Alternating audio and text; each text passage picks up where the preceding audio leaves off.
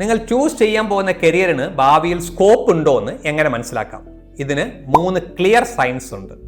1, ആ കരിയറിൽ ഒരു കണ്ടിന്യൂസ് ലേണിംഗ് സാധ്യമാണോ?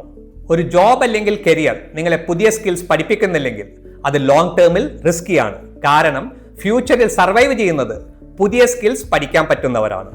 2, ആ കരിയർ ടെക്നോളജിയുമായി അപ്ഡേറ്റ് ആകുന്നില്ലേ?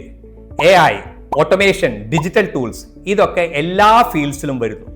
നിങ്ങൾ ചൂസ് ചെയ്യുന്ന കരിയർ ഈ ചേഞ്ചസിനോട് അഡാപ്റ്റ് ചെയ്യുന്നില്ലെങ്കിൽ ഭാവിയിൽ ഓപ്പർച്യൂണിറ്റീസ് കുറയാനുള്ള സാധ്യതയുണ്ട്. 3, ആ കരിയറിൽ ഒരു ക്ലിയർ ഗ്രോത്ത് പാത്ത് ഉണ്ടോ?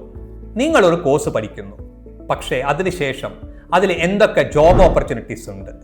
സാലറി ഗ്രോത്ത് എത്രമാത്രം ഉണ്ടാകുന്നുണ്ട്? ഹയർ എഡ്യൂക്കേഷൻ ഓപ്ഷൻ ഉണ്ടോ? നിങ്ങളൊരു സ്കിൽ അപ്ഗ്രേഡ് ചെയ്താൽ നിങ്ങൾക്ക് ഒരു ബെറ്റർ പൊസിഷൻ ലഭിക്കുവാനുള്ള സാധ്യതയുണ്ടോ? ഇതൊന്നും ക്ലിയർ അല്ലെങ്കിൽ ഡിസിഷൻ എടുക്കുന്നതിന് മുമ്പ് കെയർഫുൾ ആകണം. പല സ്റ്റുഡൻസും ഒരു കരിയർ ചൂസ് ചെയ്യുമ്പോൾ ഒരു മിസ്റ്റേക്ക് കമ്മിറ്റ് ചെയ്യുന്നു. എല്ലാവരും ഈ കോഴ്സിന് പോകുന്നു, അതുകൊണ്ട് ഞാനും പോകാം. ട്രെൻഡ് നോക്കണം, പക്ഷേ ട്രെൻഡ് മാത്രം നോക്കി ഒരു കരിയർ ചൂസ് ചെയ്യരുത്. നിങ്ങൾക്ക് വേണ്ടത് കരിയർ ക്ലാരിറ്റിയാണ്.